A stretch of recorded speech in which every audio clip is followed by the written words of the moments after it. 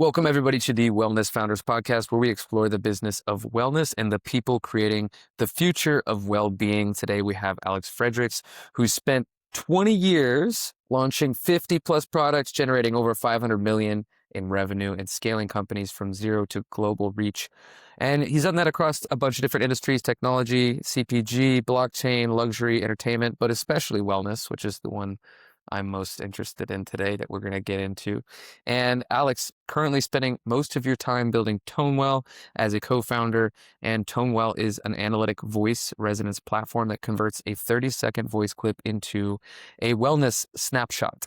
And it's essentially a report that takes insights from your voice to find baselines and prioritize actions that you can use today or over the next week. I was so gracious to be able to receive one of these reports, and we'll talk about that for sure. But Alex, first and foremost, welcome to the show. Thank you so much for having me, Jordan. I appreciate the time and appreciate your audience. Yeah. We're excited to talk more about ToneWell, excited to talk more about this concept of well-being, because when we first had a conversation, you mentioned that well-being was missing from wellness. And I wanted to just double click into that. What did you mean by that when you said that during our first conversation? Sure. So, what I meant by that was this: the mission of ToneWell in general is to help people have a better relationship with themselves. So, as somebody that has been in consumer packaged goods for the entirety of my career, I started in the music business, helping people build their brand, their talent, their engagement strategy. And then I moved into consumables and things of that nature that led me into tech and thought leadership and ultimately the wellness space. And when you look at the wellness space, you recognize that at one point it used to be packaged as green, and then at another point it was packaged as organic, and then it became packaged as wellness, and now it's a longevity package. And in that, there are their individual meanings. Green has less imprint, organic is how it's grown. Wellness is hopefully what it's doing for your insides, and longevity is the time span. And all of that makes sense and it helps categorically move you through the retail experience. But what I mean about well being is the sense of things that you want for somebody. You want somebody to have a sense of well being. You want them to have a relationship with themselves, that the choices that they are making with inside of their life are connected to both their intention and their attention, meaning what they want and where they put their time. It's like all things in hoping for somebody's growth, I guess. So you could be a mentor for an entrepreneur, you could be a packaging person for somebody's product, you could be a thought leader to a client. And in this particular space of engagement, which is the wellness category, I want well-being for my client and for the people that interact with us. And what I mean by that in our context is something that you can do actionably to have a better result in your life. So that in itself, so these words that you're mentioning are more so categories of like coming from the retail space or coming from the CPG space. You have different categories to neatly fit things in. And what you're saying is like these different categories that have been named in wellness have been focused on that kind of categorization, but the well-being is not really something that could be put in a category for that same purpose. I would say that yeah, but I would where I would add to that is the experience that people are having. So one of the interesting things about your voice as a point of analytic for you is that it's clearly different than the person next to you, like your thumbprint is and your DNA is. We're made up of similar parts, and then there's things that are completely unique to you. And the thing about voice is that it can really get you next to you. And what I mean by that is the way that we look at the acoustics and the temporal parts that we can get into the depth of the tech at some point. That harmonic, the way that it's resonating, the way that it's showing and appearing itself allows us to give you information that you can make an action point today. And that's going to be different than the next person. Not everybody needs to take the same supplements, just as like not everybody works on the same diet. Not everybody, right? Not I like a particular sport, you like something else. It's great that we're both active. So being active would be the category, and then the individual person chooses the thing that makes them active, right? And in the category of people telling you information about yourself or collecting data and using that data to make decisions, my stance to your point about well-being is that it starts with the relationship that you have for yourself. I hope that Jordan has a sense of well-being is a different statement than say, I hope he's working on his wellness, because working on your wellness then designates you're taking a bunch of things, as opposed to starting from a point of conversation that you know who you are and the decision right now that sits in front of you. And so one of the pieces you touched on there was how much you could tell from someone's voice about their well-being, and I'd love to understand, like, how did that start for you as a Interestingly enough, that started for me very early on. As I said earlier, I was in the music business in the late '80s, early '90s. When I wanted to be a music manager, I was a producer for a short period of time, but more importantly, I was an audio engineer. And as an audio engineer, when you're helping people get their sounds and do their mixes and pull everything together, at that time in that era, in the mix consoles or the main board, there was an oscilloscope, an X and Y axis that had a infinity sign or a crazy 8 going across the screen. And when that symbol was super fuzzy, things were out of phase. Something wasn't where it was supposed to be. And when it was a nice, smooth, continuous line, it was normally in phase. It sounded more appealing, or place they were in the right place. Right. So when I got out of the music business and went into product, along the way, I got into things that I'm very interested in, which is peak performance and athletics and wellness and having a better opportunity in the space. So I started seeking out clients for things that I found very interesting. This is many decades later. And I came across a PEMF company called Amp Coil and started having a long conversation with them. Part of PEMF is the word frequency. That's the F in PEMF. So you would imagine that their science folks were really great. I think it was a great company, so their science people were great. In a exploration conversation, they showed me some technology that a light bulb went off in my head that said to me, "This is something that I can do." Versus I have a career of building other people's product and other people's talent and other people's positions. I thought, hey, this is something that I believe I can bring into the market. And that's what I think entrepreneurialism is about, as opposed to before I was an agent of change, an agent of growth, an agent of opportunity. But when the light bulb goes off, you become the entrepreneur. Hey, I think that I can bring this into the marketplace and build a team to do that. So when I discovered this technology and found the depths of what it could do, um, I just kind of went all in. and tell us how you went from 0 to 1, from that idea, that light bulb happening, to I've got now a viable product. Maybe it's the minimum viable product of what Sure. you have today or even later. And then what do you think was your zone of genius in bringing that to life, and what did you have to get other people into the business for? So I'm a, if you can see it in your mind, you should be able to move backwards person. Like if you can picture it well enough, you'll see the parts and pieces, and that's what happened in a moment for me. Um, I study the market a lot. I still run a consulting firm for audience growth and to market strategy for product. I've worked in the supplement and the wellness and the technology space for a long time. And what I saw was a lot of friction in the how do people get information about themselves. Now, I'm not a medical company, I'm completely medical adjacent. I'm in the wellness business, but I would say I've seen a lot of diagnostic companies that to me are really just collecting long scale data versus I could give you a Polaroid, a snapshot right here, right now that's exceedingly accurate to the point of something another form like a blood or a urine, but I can give it to you in a digestible fashion right now. And as soon as I saw that in the technology, I started working backwards to what an MVP would be. What do I need to have minimally to be in the marketplace? I obviously need to have a website. Okay. I obviously need to have a capture strategy. Okay. I then need to take that and have a processor strategy. How do I upload, do my thing, kick it out, and then deliver it? And then I need a distribution delivery strategy. Those were my basic buckets. I outlined it. What is on the shelf right now that I can use?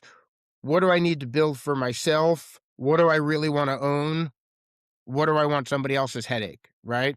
And when I put that together, I did what I would have done for another client, wrote a scope of work and prioritized the moving parts. Once I had a priority of moving parts, I have 2 partners. One of them is my wife, who is a nurse, and another one is a longtime client and dear friend who's also an MD and double PhD in molecular biology. I sat down to them and I said, "This is what I see. Tell me where I'm completely wrong, what I'm right about, what I can never say out of my mouth, what I'm allowed to say out of my mouth, and I'll come back." They set me straight. I then went and built my very basic wireframe. Does this make sense? If I kick it, will it keep standing? Sure. And then I put it together and went to the market, because the hardest for me, as I think, and for any entrepreneur, is like, I think it's a really good idea. I've opened the doors. Why isn't anybody walking in? And you need to do that as effectively as you can so that you haven't burnt all of your fingers, so to speak, right? Like, you have to have a couple digits still working so you can figure out what the next steps are. So for me, an ability to capture an audio file, a 30-second recording, ability to process that, have it go into a computer learning terminal, come out as a JSON script, turn that JSON script into an AI and send that to somebody, like a report to somebody that they could recognize. Most people see, don't read first. So they need to be able to recognize what they're looking at. That was bare minimum. And then I have a 2.0, a 5.0, a 13.0 in my head of what I want to accomplish and where I want to get to. So that was my very basic, how do I get to the market? Because the market's going to dictate to you what success looks like. And what point oh are we on right now? And how long did it take to get to this point? How long did it take to get to one? So the 1.0 took probably 8 months. Um, with the caveat of 3 months before I hit start of negotiating, contracting, making sure that my attorney understood what the license should look like, you know. So from, okay, you're clear and you're not gonna bump into anything to get off the runway, I'm gonna say 8 months, call it a full year in that package. But in that 8 months, I had a couple. I didn't have to build the GUI. I had to build the box that it went in. There's an opportunity in that. It's like the guy, and I'm not a franchise person, but I understand why people own them, right? Because you're buying the business and then you're wrapping it in your own little place. So in this particular space, I didn't have to invent or buy, or build the technology. I have not just a master license, but an exclusivity. There's a little bit of a difference that we can talk about at some point if it matters. But I have the right to build the box that it goes in, and I have partners because of that, that I can say, "Hey, could you give me this option? Could you give me this thing?" And their answer is going to be yes, unless I'm totally crazy in what I'm asking for. So it probably saved me 7 months of hardcore coding that you'd have to do if you were in some other place. Just, you know, if I were a different type of tech startup, you know, then great. But I'm using more of like a powered by opportunity that is baked into the way that I did the license and the master holding. What was the biggest challenge in those first 8 months? I am actually still facing it, not gonna lie, which is pricing scale for what I know has value versus somebody not knowing what it is yet, and the cost of that education without diminishing the value of what you're giving them, but making it consumable enough, we'll say, that they'll spend the money on the risk. That's one. The one that I thought was actually pretty funny. So I can do this relatively instantaneously. And my first report that I gave to people, regardless of how in depth it was, they didn't believe it because they got it too fast. It's a little bit of a silly thing to say, but there is an expectation that we've built into ourselves about what speed means. So I seriously just put a delay on the email, as crazy as that sounds. I just like did a scheduled That's funny. email push kind of thing, Yeah, and yeah. that seemed to work. That itself out. So it's the first thing that there's a consumer pricing. So again, I'm Medi adjacent, but I will tell you I am as in depth as blood and urine. What I'm looking at, the biomarkers, and because I'm not diagnosing, I'm not pulling it together in a way that a blood test from your doctor would. And I'm not saying don't use those things. What I'm saying is what I can see in my representation. So therefore, I want to keep a good value for my company and not bust it out down to some parlor novelty trick. And that balance is something we're still working out for sure. Yeah, so there's a lot of different angles to go there. I think one that's interesting to me is you're putting together technology that's innovative or has some sort of education required and forces people to go against what they're used to, which in this circumstance, like you said, is I would expect it takes some time to process my lab results and then get my results back and that sort of thing.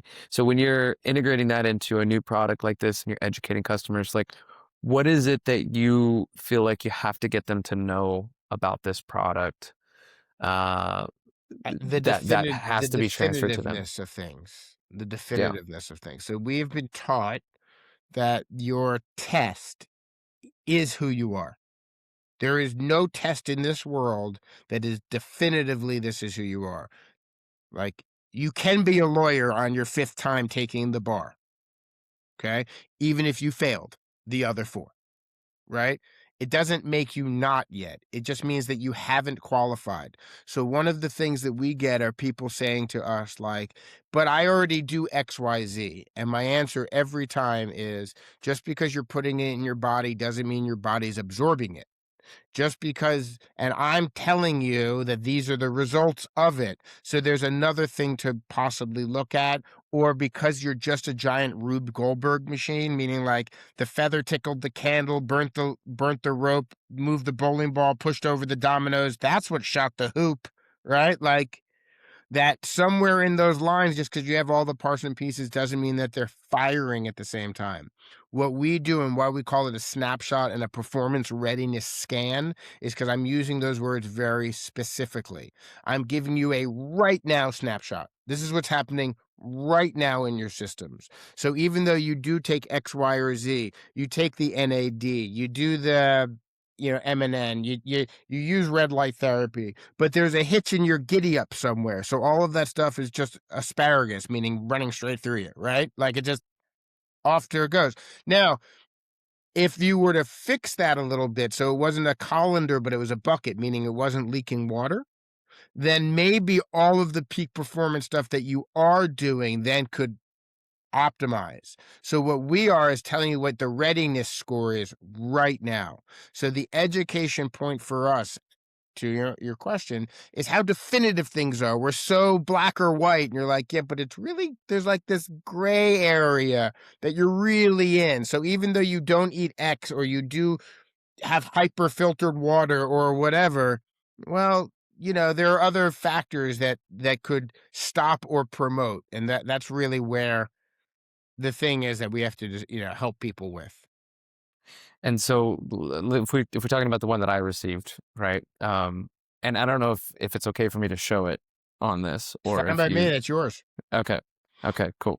So can we go through it? Sure. You want to walk through this with me and let's talk about it. So this was the report that I got and I got a 78 solid base. Is that so 78's good It ish. is. Now Or is that like a understand C plus? that's the only number on there that has Yeah. a relevance to 100. Simply Hmm. meaning like 100% coherence is meaning like you're totally in tune with yourself. Yeah. Everything's working at all of the cylinders the way that it should be, right? And we Yeah. just we game that against 100, just because it's the easiest thing to understand. Everything Okay. else, and the only reason I say that, everything else is a different type of reading. It is the percentage of the decibel with inside of the wavelength, which is why we don't And show, and your score is 11, -7, yeah. 79. It would make no sense. And that's, I think, a good thing. So the instruction that you gave me was, hey, just send me a 30-second clip of you speaking.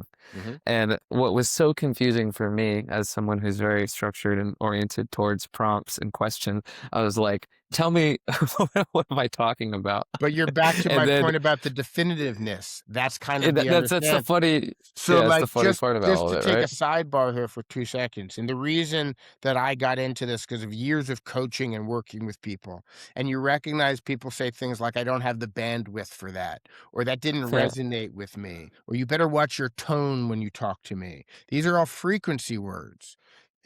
I Mm, really vibed with her. Well, that means that something was going ooh on the inside, right? So, like, that's an ever flowing wave of things. So the notion of us saying to you, I don't want anything structured, is because of 30 seconds of just random speech, whatever comes out, you'll probably have moved your mouth in every direction. The tongue will smack across your mouth in certain ways. The E, E, I, O, all of that comes together in a way that's untethered, and that's what we're looking at, like the essence of you, as opposed to the rigidity of you, right? And that's one of the reasons that it's a very interesting, scientific. yeah. And that, I think, was the part that, like you said, it's kind of hard to imagine or believe that a 30-second clip that I'm sending in could have all these markers. It makes more sense when you talk about it the way you do, as far as like what you're evaluating, and when you talk about it in the context of how voice and how sound frequency in other science makes sense. So if we look at my report here, tell me a little bit. So there's like this kind of this first is executive summary of like what to fix first. Yep. Maybe you can tell me like how this gets processed, and then maybe you Sure. can explain the So report as we go through it. so what we're trying not to do, as I said, is not being a diagnostic, is I'm just trying to prioritize for you the 3, 4, 5 things that you're gonna wanna tune into and look at. Because people use us for different things, you're an executive or a founder and you're always getting off planes, is different than you're a woman 35 plus looking at her hormones, or different than you're somebody that has young children that want to know if they have a cold, a virus, or if they're lying to you, is different than my father's 90 and had his gallbladder out recently and I sent it to him recently just so that he knew what his vitamins and minerals were doing. So we have to, at this moment as a company, speak on a very general broad. So my goal in a report to anybody right now is giving them 3 to 5 actionable things that they can take a look at, that you'll see it repeats a couple times through the report so that it drives it home. It's a surround strategy, right? Like you're somebody and you want to hear something 3, 4, 5 times before you believe it. If you just believed it the first, it just doesn't stick. So in the yours says energy floor is leaking. It strikes me that in somebody that burns their candle at both ends, that has a lot of startups, that has a bunch of time and energy, that is puts a lot out, that it's showing here that one of your stress markers is that your energy load is something that we think you should look at. It's what it's saying recommendation wise.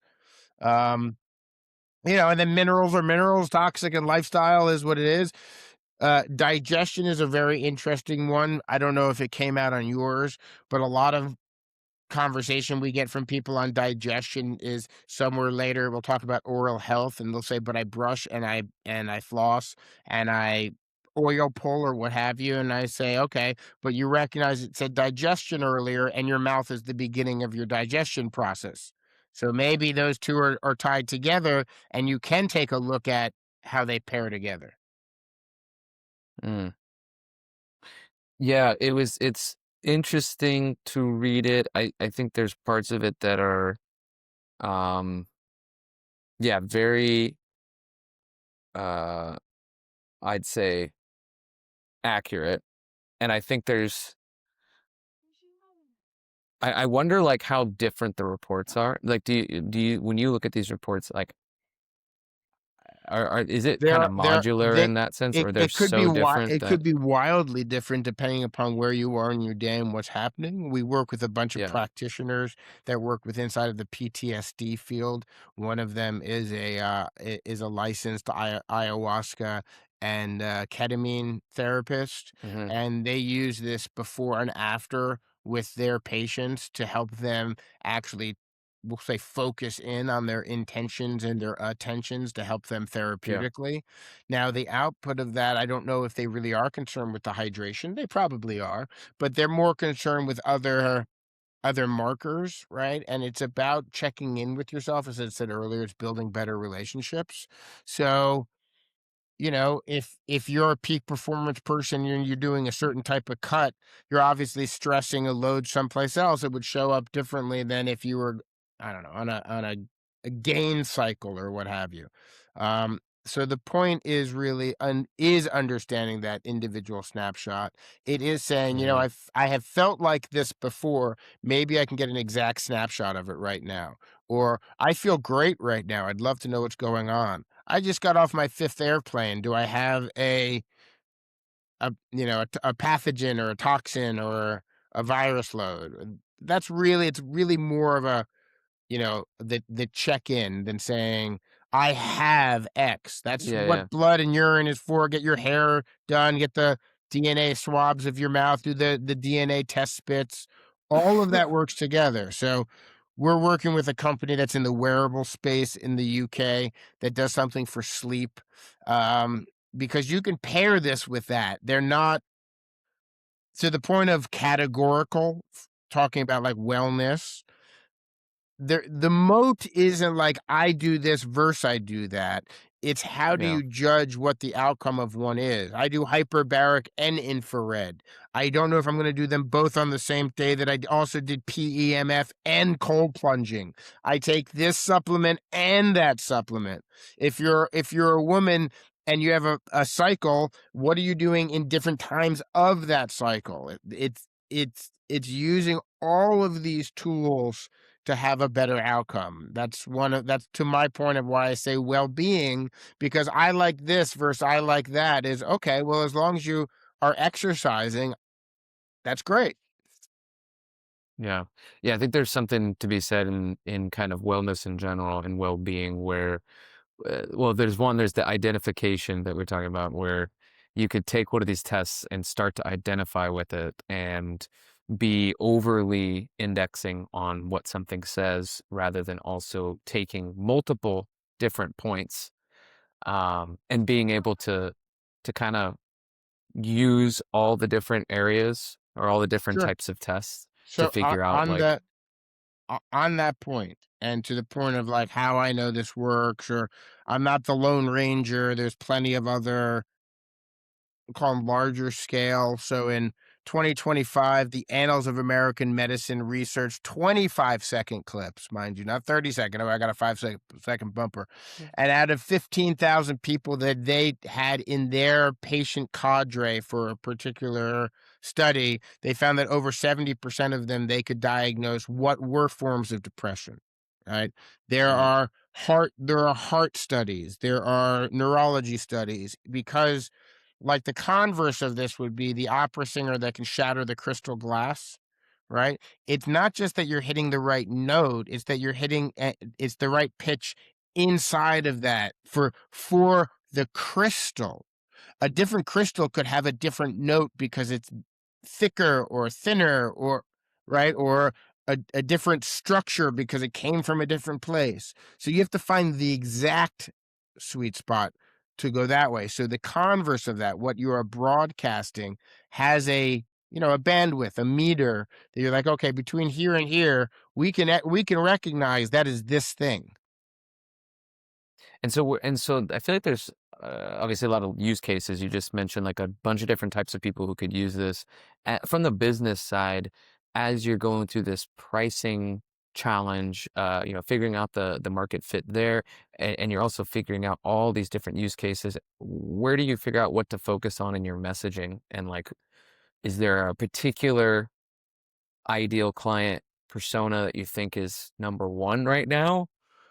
So we've developed 3 personas. I'd rather whittle down than have to, and it's hard to A/B test against just one, so we have 3 personas. Our first, and the one that I am confident in its positioning, is 30 women 35 and above. As somebody that's in Generation X that has 3 sisters, a mother, a wife, a stepmother, all of these things, like, I understand the cycle of women, to the point of there are generations of women either pre or menopause or perimenopausal going into early, and understanding what hormones are is one thing, but they all shut off differently for the next person. Not everybody gets this switch after that switch, right? So in that space, I believe that women that are interested in longevity and wellness, 35 and above, are one of our personas. The second one is men 45 and above, right? So I'm in my 50s. I personally do Brazilian jiu-jitsu many times a week, and my testosterone is pretty high. So what I do is take an estrogen blocker. They're on the same branch amino chain, so they're right? But I don't want to up my testosterone yet, because maybe I have to do that when I'm 65, right? So I just say that to say, when I look at my hormones and what I'm looking at, that I want to be able to make the right decisions, right? And then the next one for us, in all honesty, are like the peak performance biohacker, young founder, like that's the catch-all until we really find what that voice is. Right now, because of there's a huge arms race going on in formal diagnostics, not in that world.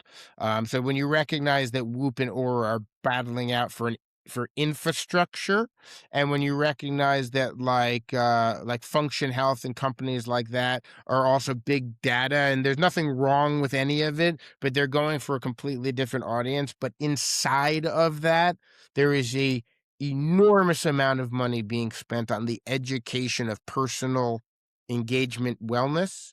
So for us, I'm really trying to be at the moment more bespoke, more boutique, more individual. Let's like let's do this one cup at a time. I'm not trying to do 5-gallon buckets, if you understand what I mean. Like, I'm just trying to keep it moving forward. Our goal right now is we have only 2 basic offerings, a one test and a package of 3. We're about to, come the new year, kind of split that up so that we have a tier 1, just a basic engagement snapshot, a tier 2 that is, like, very in-depth, and then some bundles, and lead out into more, um specific documentation. Like, if you are a peak performance person, or if you are a woman for hormones, or if you are, an athlete or whatever, like, you should be looking for specific types of reports. And that's where we're headed. So I just say that to say that there's a lot of competition in this space, and I think it's good. I think that all of that push to adoption and getting up to speed on what is like the quantum side of personal health is very welcome. And for us, as long as we can stay up to momentum, that we'll find our spot. And a lot of that is contingent upon what's worth the value that somebody will spend, what makes them walk away. And so I'm an Aura guy. I've got an Aura ring, and I've been using it for maybe 4 years, I think.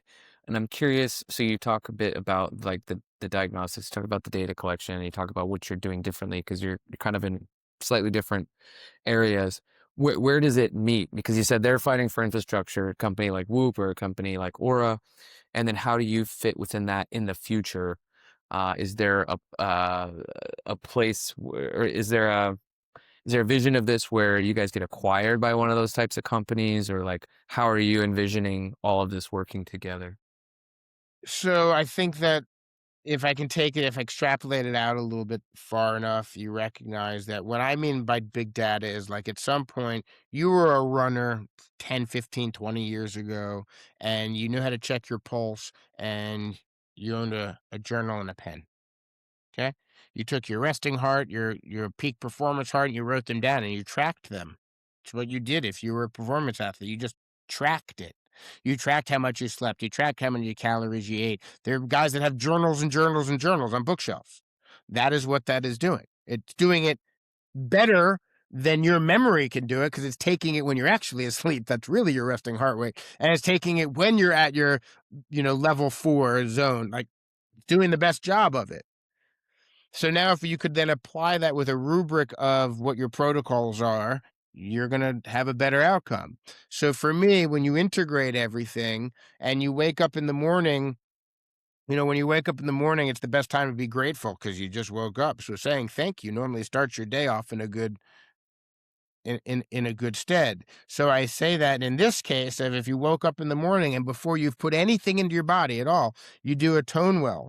And then through the course of the day, your ring or your wrist, whatever, is doing its job, right? And at the end of the day, your refrigerator, which is probably a smart fridge, says this is what you should have for dinner because you have engaged in all of the opportunities that exist in the digital space, then your input versus output and opportunity potential goes through the roof.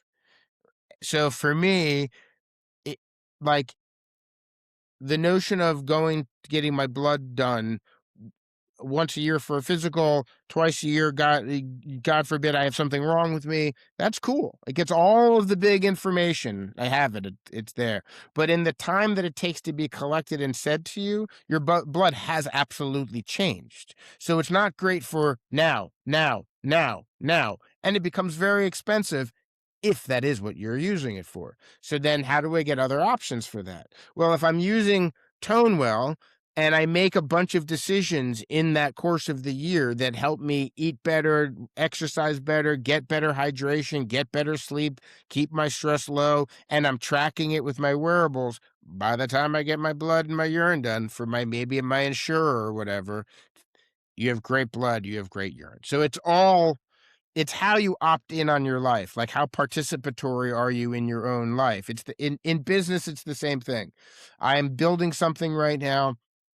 I'm not a creative, meaning like I know how to use the programs, but I had to sit down many of a day and learn how to use N8N and learn how to do new wireframes and learn how to and some of it's because I'm willing to do it myself, and some of it's because I actually have to go hire a freelancer, and there's no way you're gonna lie to me about that. Sorry, I watched the video. You know what I mean? Like, and that's what you have to do. You have to be accountable in your own business. So you have to be accountable in your own life. Just because you're wearing the ring doesn't mean you can drink chocolate milk every day. Chocolate milk's fantastic, by the way, Chocolate but milk's maybe great. not the best decision, right? Okay, so there's maybe a world in which this is used, and I'm just speaking as maybe the target that you have, which is the founder, the person who's biohacker active, has an aura already, but may want a bunch of different reference points over the course of a week, or even you could see it as a daily practice, is what you're saying. Like this I gives you also a, could see a daily practice. but there's a point of doing reps. There's a point of having a Yeah. personal best. There's a point of having goals in your training. Same in life. I want to learn something. It's going to take me 6 months. I'm terrible at it now. Again, I do Yeah. jujitsu. I started when I was 40. I'm a black belt in my 50s. Believe me, there were a lot of days that I was terrible, but I still had to go and get the reps. And in that, you Yep. then begin to set these little micro goals. Same thing should be about wearing a wearable. How many days can I get to X? How many days can I get to Y? What's the point of this? What should be my index for this, my index of that? And how do I check that as I'm going? Well, I can help Hmm. you check that very easily. We can give you all of the information that you need to make the micro adjustments with inside of your situation. And to your second part of your question earlier, yes, there's an exit. I would like to think that we get acquired at some point where I'm not trying to compete as in the app space. Our by January 1, you sign up for us. I've pushed you a tokenized link to an SMS. You do it directly with us, and I drop you in your email your report. That's my engagement. I'm not looking to be another app. I'm not looking. That's not the data we collect in any way, shape, or form. It's not what we're doing. What we're doing is Uh, trying to get the individual, you know, uh, pull up the coin vendor and and put out scans and reports. The more that we do, the more our computer learning side can hone in on the opportunity, and the more opportunity we have, the better reports we can give you, the better reports we can. That's the world I'm looking to be in, because I want to integrate. I see kind of where the space is headed, and I'm not looking to be the last guy in the buggy whip business. Essentially, I want to be somebody that integrates into into what success and well being looks like for people. What's a boogie whip? What's a buggy whip exactly? The guy that it's the guy that used to sit on the thing and hit the horse. Unfortunately, Okay, yeah, yeah, okay, the horse. Okay, yeah, yeah, yeah, yeah, I got you. exactly. That's exactly Okay, right. yep, Exactly right. yeah, I get you. That's funny. Um, okay, so a couple more things here. One was you talked a bit the first time we spoke about uh innovate, like real innovation that you're seeing, and you mentioned this thing from elephant to individual byte, which I think goes to say like the elephant is like all the data, and then the individual byte is like the report, is what Yep. I'm gathering from what you're saying. But where do you think this space is going just in general? I mean, you guys have this niche of voice and processing voice to give snapshots. What are some other innovations you're excited to see in The one that wellness? I'm most interested in is somebody. I was born and raised in New York City. It makes no difference to anybody listening except for how I tell the story. I think that one of the great things that has been lost in the last decade or so is experiential living, going out and doing things, being in places and enjoying them. Since I am very happy about the turn against people going out and drinking, as somebody that was in the music business that it doesn't drink alcohol and just never has. Um, I You begin to question, what are people going to do with their time and energy in life, and how do you meet and mingle and whatever. So I'm really actually very excited about the experiential opportunities that are happening with inside of what I'll call hospitality in wellness, and those new spaces that are coming into vogue, because we as a tribal people like getting together. It's what is your activity while getting together, and I think that you'll see a huge uh exponential growth in that side of what innovation means, because like any loyalty, so like any loyalty club that you keep showing up and doing, sooner or later they know you.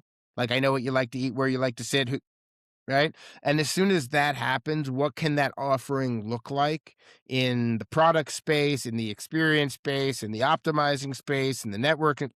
I'm fascinated to see where that goes. Um, Mostly because as somebody that has, like, watched trends and has built enough, celebrity culture, I see a genuine class of influencers happening, not a gravitas class, meaning like somebody else was pushing the medium, so you're getting pulled along, but people that genuinely are innovating, that are building what I'll call third spaces, even though that's what they're called. There is a company, Third Space, so I tried not to use that, even though those guys are doing an incredible job of themselves. But right, like they were very smart. They chose the word that is what it is. So that's one, and then two for me. One of the things that I think is going to happen in the next very very short period of time is where technology like mine and technology like doing the spit in a cup DNA test, like, it fascinates me that at this point somebody that doesn't hold their phone up but talks to their phone like this, that my phone can't automatically tell me what's going, and Google, I'm sure it can, tell me exactly what's going on through my saliva. But my point wasn't that. My point was the individual side of what supplementation, peptides, which is coming on right now, exosomes, what real Newtonian science for the supplement category, I think in the next 10 years is going to explode. And you can say that by NAD. You can say there's something as silly as Shilajit. Now, Shilajit is a great product. I would highly recommend you look at humic and fulvic complex, which comes out of the ground as opposed to 15,000 feet out of Nepal, and you have no idea what it really, really, really, really is, unless there's super white label labs. There are very few companies, and it's very, very, very expensive. versus humic fulvic, which is just dirt out of the ground dirt. They do the exact same thing in the space. My point wasn't that. My point was this, which was as you get into like the specialized, you need this versus they need that versus you need this versus they need that, that fulfillment business and that what we'll call supplement brand, the person that can really dial in your direct, this is what Jordan's formula should look like. Those three things together because they combine where you go, Yeah. how you get there, what you're doing, and what you're doing while you're there. Yeah, a couple of things on that. One is, as a New York guy, I'm sure you've been very disappointed to see my jersey this whole conversation, or maybe you haven't cared at all. Yeah, well, Uh, here's the thing. Here's the thing about that. One of the things I excel at is going to neighborhoods I don't belong in, and far more and far more importantly, I did combat sports my whole life. So like organized team sports are yeah, like, all right, cool. yeah, nice. The other thing, yeah, I've had a few third spacers on this podcast so far, so I'm excited. There's a couple of unreleased episodes from people that are building or have built third spaces. That I is love look, that. that so for years it was like the retreat you went to or like Yeah, like We Care, maybe the greatest place out on the West Coast if you're like a colonics juice fast person is a place that is a destination and you got to go there, or Canyon Ranch from decades and decades ago, right?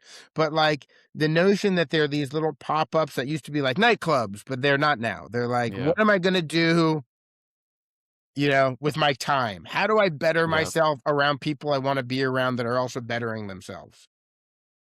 Yeah, that's probably the most exciting thing for me too, because we also run communities in Colombia that are Yeah. wellness focused communities. We don't have the real estate, but it's such an obvious play for us for the future because we already have the hundreds, if not thousands, of people that would be the customers. So it'd be interesting to Right. see how that develops in Latin America too as time But goes I on. mean, on that level, so if you did it in Latin America, all through LATAM, you could like take that model and mix it with like the guys from RMI in Costa Rica, and then mix it with the guys that do like the Envision Festival or something like that. You know what I mean? So it's Yeah, like it has an entertainment meets a holistic wellness yeah, meets a community, and that you could franchise. You could put that in 1,000 places, right? It becomes the next Soho House type thing, right? I just say that by yeah, location, not by ethos. right. Yeah, there's a lot of stuff that excites me there.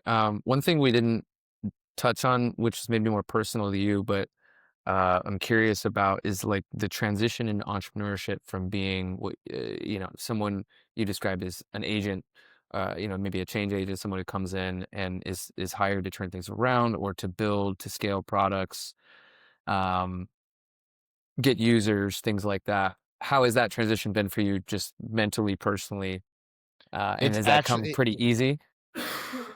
For me, it's no different than what I've always done, to be frank with you. Um, so I've always been a sole proprietor since 2007 when I left Sony. I would be what I call a sole proprietor, unless I was That's hunting and killing it. consulting. Yeah, Yeah, unless yeah, I was hunting and killing and nobody was eating, right? And I'm yeah, married and I have kids and yada yada yada. So I got to hunt and kill something. I just did it in the agency marketing, brand development, product development, but I did it for other people. I've been a builder my whole yeah, career. What I didn't have actually since 9/11, pre 9/11, I was in the merchandise space in the music business, and I had a big company and all that stuff. And 9/11 really, unfortunately, brought me pretty close to bankruptcy because of the New York situation. So since then, I was like, I'm not going to build anything. I don't want the headache. I don't want the stress. When I saw this, though, I had that light bulb that I was like, oh, I can do yeah, this one. This one's mine. Nobody else is getting that. So I really just changed the mentality of in any game that you're playing, you have to know what score you need to move on. You don't actually need to win every game. You just need to not yeah, lose by certain points if you like are a soccer person in a tournament, right? So if you can do that as an entrepreneur and be like, I need to make 10 grand a month, I need to make 50 grand a month. I don't care what the number is. It doesn't matter. It's how do you get that number done that matters. And sooner or later, you'll find the pattern, so it becomes easier to make that number. And when you don't, you scramble the rest of the way. Well, entrepreneurialism is like I have a Monday, I have a huge list of things I need to do for ToneWell. If I've gotten 70% of them done, I am ecstatic because the other 30 have either moved or blew up or you have any idea how many people I have to chase? I still have to chase people. I've always had to chase people. I have to chase people tomorrow. There'll come a day when this is super successful. Guess what? I'll be chasing just the next set of people. So you can't lament on that. You can't, whatever. I I have convenient Tourette's sometimes and I just curse really loudly and then you just move on. Right. Nice. What from your background is the most useful in this ToneWell journey, based on the skills or things that you've So developed over your career? most useful is when I first started in the music business, I was in college. I found a band that I love and I took them on tour and this was pre-internet, like pre-everything. And I used to literally have to make the stupid postcard, front, back, take it to Kinko's, literally make a postcard and then stamp them, label them, put them in the mail. And then any that came back, I'd have to go take them off a list. And then we'd have to go tour these bands, and every day you were in some new place of people that you quasi remember, but you don't really. And they know you because you're the guy that sent them the postcard or whatever, right? And you have about 3 hours worth of how do you do, and you're trying to find where you're eating, where you're sleeping, what you're doing, what you're getting, at the same time of trying to accomplish the actual goals of getting in a place, getting paid, selling the merch, whatever. I say that to say this. That to me is like the one of the biggest graces I've ever had. I've been to 50 countries as a tour manager. I can at 11:59 seconds, you'll never see me freak out. It just isn't worth it.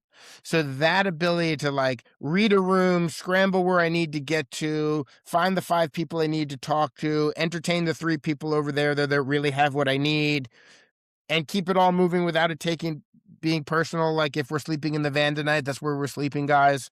It's the way it goes. I had that hotel room 2 nights from now. We'll all get hot showers, whatever. Right? Like that mentality of I'm not an instant gratification person. I really wish that I were, but I'm not. I just meaning like I don't want you to know who I am. I want you to know what my customer or my client or what my business is. So for ToneWell, it's just about every day trying to find the new people in the room, have a conversation, remember the other 5, do the follow up. When that card shows up in the mail, you're the guy it's gonna cost if you don't take it off the list if it was a bounce back. Like at 12 o'clock at night, I still do admin work for my clients that I do work for because they keep my life on. And as a startup guy, I'm definitely not taking money out of my company that trying to build, right? And balancing all of that is just by understanding that like there's going to be a next set of challenges. Something is about to go wrong. Nobody really likes you, so don't worry about it, right? Like just keep doing it. And most importantly, like when your guys are on stage, help them have the best show. So for me, when I can do a reports for somebody or I return something and somebody asks me a question, like for example, and not just because we were having this podcast, but if you had sent me an email that said, hey, could you explain XYZ? I would have sent you a full email of, let me explain to you what your report says. And I intend to always do that. And if it's not me, I promise you somebody will be doing it on behalf of the company because that is most important. Like when your lead singer is on stage singing, you better be beating up the sound and light guy. You know what I mean? Like, don't be off in the corner. That for me is like the best lesson I ever learned. And it's because that was entrepreneurialism, finding a band in a basement Yeah. and taking them to where we were able to get to, regardless of them not becoming the Rolling Stones or whatever. It doesn't matter. They were still in that. So for me, that's a lesson that I always keep because it's what business is built on. So 2 more lightning questions here. One is stupid, but I felt like it was funny. What influences you more as an entrepreneur, being born and raised in New York or your experience in jujitsu? That's really tough. My answer to you would be, as somebody that left New York willingly because I refused to keep up with the Joneses, it actually is going to be jujitsu, and I'll tell you why. when I was very young in jujitsu, just starting off as a 40-something-year-old. I had a 15-time world champion turn to me and say, "Boha, brother, you got to learn to flow with the go." And I said, "Don't you mean go with the flow?" And he said, "No, I speak 5 languages, even though broken English." I said, "Okay." He said, "When you go with the flow, you fall for anything. But when you learn to flow with the go, you wait for your opportunity, and that's where you win." That changed my life the next day. That changed my life, because when a client was there, I just sat there and I'll sit here awkwardly. I'll take the pressure. It's fine. As soon as you make that one mistake or you lift your arm or you phew, that's where we're going. So that would be my answer. Had you caught me a decade ago, my answer would be New York, New York, New York, New York, New York. But I Yeah, yeah. left in 2018 and I haven't looked back. So Awesome. Love it. And then what's Alex's legacy in the wellness industry? Like, what's the movement that you're going to be known for creating? so this might sound a little crass, and I hope it doesn't come across that way, but I'm not here to save anybody. I'm here to lead by example. As somebody that was I was a lifeguard when I was a young kid, and when you swim up to somebody under the water, that you should recognize that your leg is normally extended out in front of you, because you are not drowning me here. And I will kick you off of me if you need to. I will help you calm down. I will help you get your breath, and then I will show you how to get back to the shore. And that's the opportunity in saving somebody's life. I don't want to save anybody here. I think that we are all going to get lost on a mission that way. My goal is to lead by example. So the example that I'd like to lead by with ToneWell is helping people have a better relationship with themselves, getting some people to stop and slow down and take an actual look at themselves. Stop lying to yourself: because I take these things, I should be doing X. Doesn't mean you are. And if I can just get enough people to do that, and they can recognize that they can do that for the next person, I hope it's ToneWell that does it. But legitimately, just taking a stop and checking in with yourself, as pedantic as that sounds, and as woo woo as that sounds, and as easy as that is to say out loud, it's the truth. So what I want ToneWell to be is that implement, that tool that helps people stop and take a look at themselves. Because it is a right now. Like, you could literally be the guy that, that's on a bender, and I'll point it out to you, or be the guy that thinks that you're a Gnostic monk, and I'm like, "Oh, really?" Because, like, you're totally dehydrated. When was the last time you put salt in your water?